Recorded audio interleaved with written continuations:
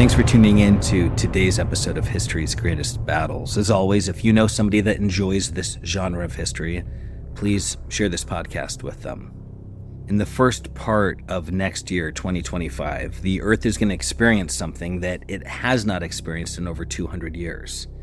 It was announced about a month ago that the UK is going to transfer sovereignty of the British Indian Ocean Territory to Mauritius. That means that when the sun sets on the Pitcairn Islands, the sun will have set on all British territory for the first time in over 200 years. As the Earth revolves, the sun is always shining on some territory in the world that belongs to the UK, meaning that now, with the British Indian Ocean Territory being transferred to Mauritius, there will be a dark patch where no British-controlled land exists. Critical to this idea of the sun never setting on British territories was the battle that we will experience today. The battle that perhaps made Lord Horatio Nelson the most formidable naval commander of his time. Let's now experience the Battle of the Nile, also known as the Battle of Aboukir Bay. Welcome to History's Greatest Battles, Season 1, Episode 73, The Battle of the Nile, also known as Aboukir Bay, the 1st of August, 1798. French forces, 13 ships of the line and 4 frigates. British forces, 14 ships of the line. The British struck a devastating blow to Napoleon's plans, trapping his army in the sands of Egypt and extinguishing his hopes of commanding the Red Sea. With ruthless precision, they seized Malta, the strategic linchpin of the Mediterranean, a fortress they would hold, unyielding, until the final fires of World War II burned out. By 1798, Napoleon Bonaparte had risen to claim his place as France's most triumphant general, his recent conquests delivering Italy into the Republic's grasp. Naturally, it was he whom the Directory, the ruling council of France, chose to lead a daring new campaign to the east, one that promised both glory and unimaginable risk. Ever since the British East India Company's decisive victory at Plassey in 1757, where they crushed a prince backed by French arms, France's influence in India had withered with alarming speed. By 1796, they'd been expelled from their final stronghold at Pondicherry, leaving the subcontinent firmly under Britain's relentless grip. But Napoleon saw a bold counterstroke. If Egypt fell into French hands, the Republic would hold the eastern Mediterranean and the Red Sea, placing themselves within reach of India once more and poised to strike at British trade in the Indian Ocean. This was the core of Napoleon's clandestine mission in 1798. Only France's highest-ranking officials knew the details, and in secrecy, Napoleon oversaw the amassing of ships in the southern French ports, readying the expedition for its unknown destination. The British, meanwhile, sensed that something vast was stirring, but they were left guessing at the target. Was it Malta, the Kingdom of Two Sicilies, Turkey, or Egypt itself? Perhaps Napoleon would instead strike west, rattling British control in the Caribbean, in Ireland, or even daring to touch English shores. In London, the government issued orders with urgency. British ships stationed near Cadiz in Spain were to head for Toulon and Marseille, ready to shadow the French fleet the moment it left port. Commanding the fleet off Cadiz was Earl St. Vincent, who entrusted this mission to none other than Rear Admiral Horatio Nelson, his most gifted and daring young commander. Nelson had earned his reputation by taking risks that others would deem reckless, yet reaping rewards from every dangerous waver. St. Vincent knew this too well and dispatched Nelson with 4 warships, sending him through the Straits of Gibraltar toward Toulon. A fierce storm lashed Nelson's flagship, the Vanguard, as he neared the southern French coast, leaving the vessel battered and in dire need of repair. Worse yet, while Nelson struggled to repair his ship, the French fleet slipped by unnoticed. Days ticked by before Nelson could rejoin the hunt, bolstered only when a promised squadron, fresh from the Atlantic, arrived to strengthen his hand. The fact that the incoming British squadron had encountered no French ships en route made one thing clear.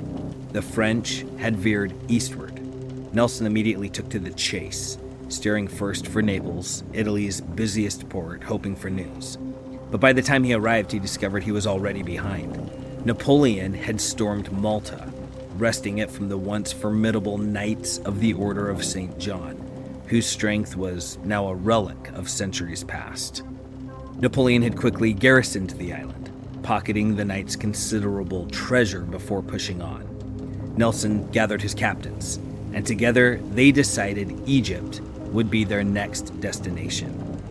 Arriving off Alexandria on June 28th, they found only quiet waters, with no trace of French activity in sight. Unbeknownst to them, they had passed dangerously close to the French fleet in the dead of night just 3 days earlier. Wasting no time, Nelson turned north toward Turkey, while the French fleet quietly slipped into Alexandria's harbor barely an hour after he had vanished over the horizon. With speed and with precision, Napoleon landed 30,000 troops from 400 transports, then directed his escorting warships either to seek safety at the French-held island of Corfu or to remain in Egyptian waters, bracing for Nelson's inevitable return. Admiral Francois-Paul Bruet chose to stay, positioning his 13 ships of the line alongside 4 frigates in Aboukir Bay, a natural bulwark some 15 miles from Alexandria. Aboukir Bay's wide, shallow waters became Bruet's fortress. He anchored his fleet as close to shore as he dared, each vessel secured in 5 fathoms of water, stretching them in a line from the shallow coastal waters in the southeast to the deeper approach near Aboukir Island in the northwest. Anchored bow to stern, Bruet's line presented any would-be attacker with a daunting gauntlet of 14 broadsides. The frigates nestled between his line and the shore, making his formation all but impossible to outflank. Confident in the strength of his defensive line, Bruet sent men ashore to dig wells and replenish their dwindling water stores. Nelson scoured the southern Turkish coast in vain until fate finally offered a lead, a captured French merchant ship whose crew unwittingly revealed the enemy's position. Seizing the opportunity, Nelson turned south and made for Alexandria, arriving there at dawn on August the 1st. The harbor lay quiet, empty of French sails. Undeterred, Nelson dispatched 2 ships to scout the area as he continued eastward, reducing his force from 14 ships, but determined to corner his elusive prey. For weeks, Nelson had drilled his captains in every likely formation they might encounter, preparing them for any twist in the hunt. With each man briefed and battle plans honed, his captains held Nelson's full trust and knew his intentions without a question. True to his fearless reputation, Nelson advanced with a steady northwesterly wind, his ships strung in a disciplined line astern formation. Spotting the French fleet anchored rigidly along the shore, he saw his chance. He would strike them in segments, shattering their static line piece by piece. With this approach, Nelson could position his ships to overpower isolated sections of the French fleet, leaving the rest of Bruet's vessels stranded, out of range, and helplessly facing away from the assault. Nelson commanded his fleet to fall upon the French ships anchored at the front and center, leaving the distant vessels at the southeast for the final blow. The British opened fire at precisely 6:28 p.m., with daylight slipping swiftly into the night. One by one, each British ship rounded the shoals, bearing down on the enemy's line with lethal proximity. Nelson's captains anchored within yards of the French ships and commenced firing at point-blank range. Here, British gunnery proved its worth. English crews practiced and unflinching, fired with merciless speed, loading and discharging twice as swiftly as the French, and with unmatched precision. The first to break Bruet's illusion of security were the Goliath and Zealous. They swept in to reveal his miscalculation. His fleet was anchored about 150 yards apart, and his vanguard sat further from the shoals than he'd anticipated. With the gap wide open, the British slipped around the bow of the French lead ship, Gourrier. maneuvering deftly to take its landward side where French guns lay unmanned. In that instant, a second flaw in Brue's defenses became glaringly evident. The speed and secrecy of Napoleon's expedition had forced Brue to sail with a skeleton crew, dangerously understaffed. To make matters worse, scores of Brue's sailors were still ashore, tasked with digging wells and hadn't the chance to return before Nelson's onslaught. Only the seaward guns were manned, leaving Goliath and Zealous free to pummel Gourier and the second ship, Concurrent, without facing a single retaliatory shot. The French guns, though, fired desperately at the advancing British line. But with Nelson's ships advancing in column, each vessel appeared alone, reducing the effectiveness of French fire.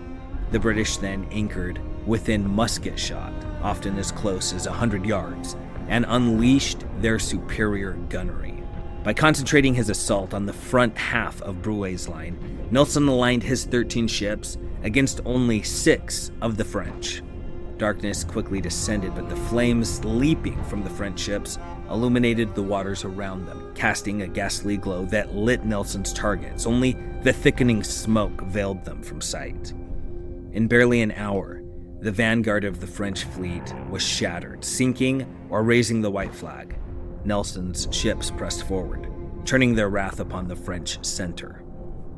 The final British ship, Bellerophon, entered the fray with its sights set on L'Orient, the French flagship, a colossal vessel bristling with 120 guns. Brue's crew sprang to life, their cannons tearing into Bellerophon, which quickly took heavy damage and was forced to withdraw, its masts shattered. Yet not before landing a series of brutal blows on L'Orient, deepening Brue's mounting misfortune. During their idle weeks in Aboukir Bay, Brue had his flagship repainted, and cans of paint, thinner now, littered the deck. As British fire raked L'Orient, these volatile supplies ignited, setting the ship ablaze. As Bellerophon staggered away, Brue scrambled to control the flames, deploying men to douse the blaze. They had scarcely begun when the rest of the British fleet moved within range, sealing L'Orient's fate. The 2 scouting ships Nelson had sent to Alexandria rejoined just in time. Alexander and Swiftshore bore down on the inferno that was L'Orient, with Alexander slipping between L'Orient and Tannant, a second ship, unleashing broadsides from the unguarded landward side, while Swiftshore did the same from seaward. 2 additional British ships arrived to add their fire, tearing into L'Orient's hull.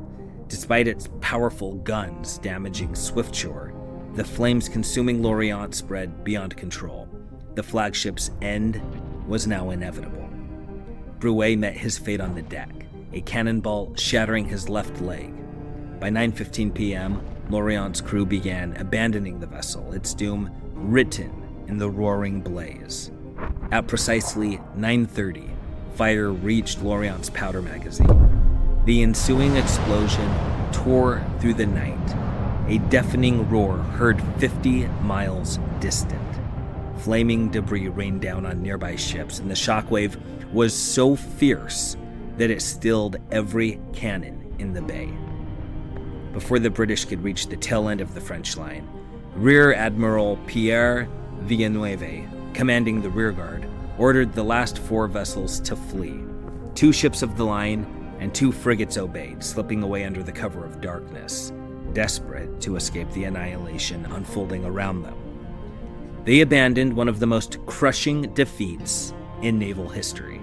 11 ships of the line and 2 frigates were left in ruins, either sunk or captured. Over 5,000 French sailors and soldiers lay dead, wounded, drowned, or shackled as prisoners.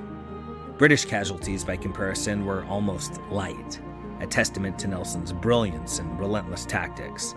Not a single British ship was lost, though 218 of their own fell, and another 678 were wounded, including Nelson himself, whose forehead bore a deep and bloody wound.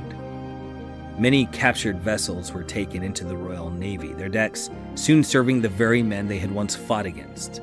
Two of these would even sail under Nelson's command again, joining his fleet for the legendary clash at Trafalgar in 1805. This catastrophic loss sealed the fate of France's Egyptian expedition, shattering any hope of regaining a foothold in India.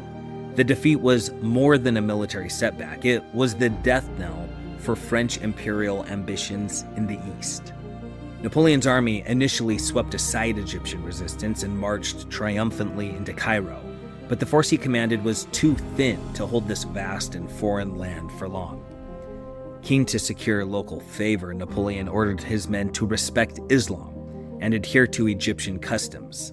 He launched ambitious reforms, modernizing agriculture, fostering scientific study, and attempting to reshape Egypt in the French image.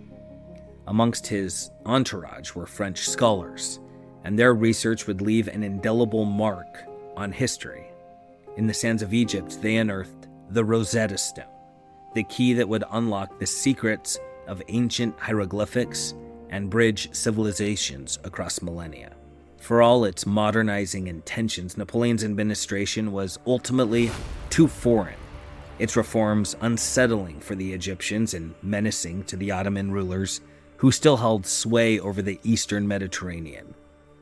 With his vision collapsing, Napoleon made the grim decision to abandon his army, slipping away covertly and setting sail for France, leaving his men to their uncertain fates. The battle at Aboukir Bay, also known as the Battle of the Nile, crowned Nelson as the undisputed master of naval warfare, a conqueror of the seas to rival Napoleon's prowess on land.